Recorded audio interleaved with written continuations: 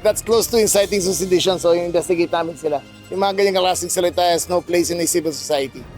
Walang puwang ang anumang mga panawagan upang papagsakin ang pamahalaan o pababain sa pwesto ang Pangulo. Ito ang binigyang diin ng Department of the Interior and Local Government o DILG kasunod ng mga pahayag kahapon ng ilang mga individual na nakaisa sa unang araw ng kilos protesta sa Maynila. Ilan sa kanila nanawagang pababain sa pwesto si Pangulong Ferdinand Marcos Jr. habang may ilan na tila nanghihikayat ng pag-aaklas ng militar. Ayon kay DILG Secretary John V. Cremulya, maaaring maharap sa kasong inciting to sedition ang mga ito. We will go for truth, accountability, and justice and go through the due process kung sino man kailangan mahatulan dito.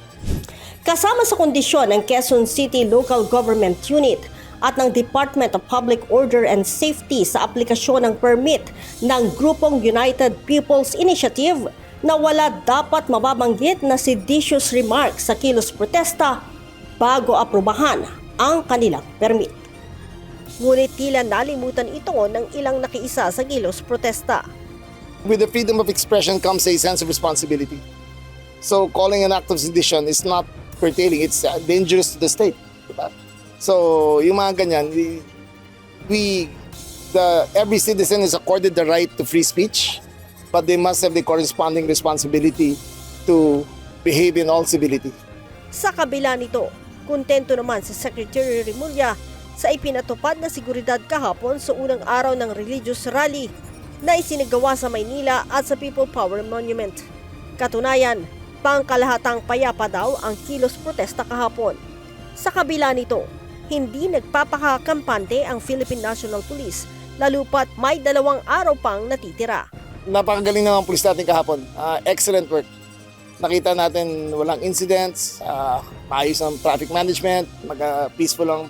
Kahit anong pinagsisigaw doon sa PPM, wala nagre-react. Ayos naman. Mindiola, walang lumapit. As we warned, hindi pwedeng lumapit doon. So okay naman siya.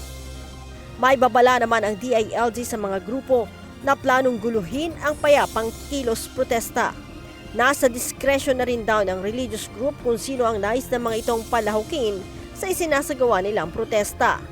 Nanindigan naman ang PNP at DILG na hindi overkill ang security deployment sa nasa mahigit sa 13,000 pulis na inilatag sa protesta.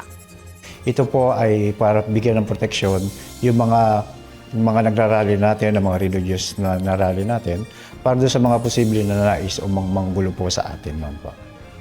Sapagkat sinabi nga po ni SILG Remulla nung command conference na mas okay na mapintasan ng Philippine National Police o ang DILG sa over-prepared tayo o over-preparations kaysa ma-under-prepared po tayo pagdating ng kaguluhan.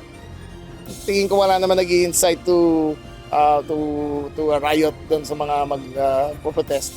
But nevertheless, mabuti ng sobrang handa kasi hindi naghanda. Diba? So ganoon pa rin ang tactics namin and strategy namin. We will always be prepared.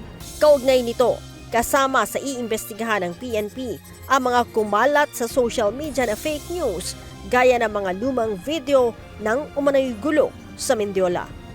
Leia Ilagan, UNTV, News and Rescue. Diyos ang aming sandigan, serbisyo publiko ang aming pinahahalagahan.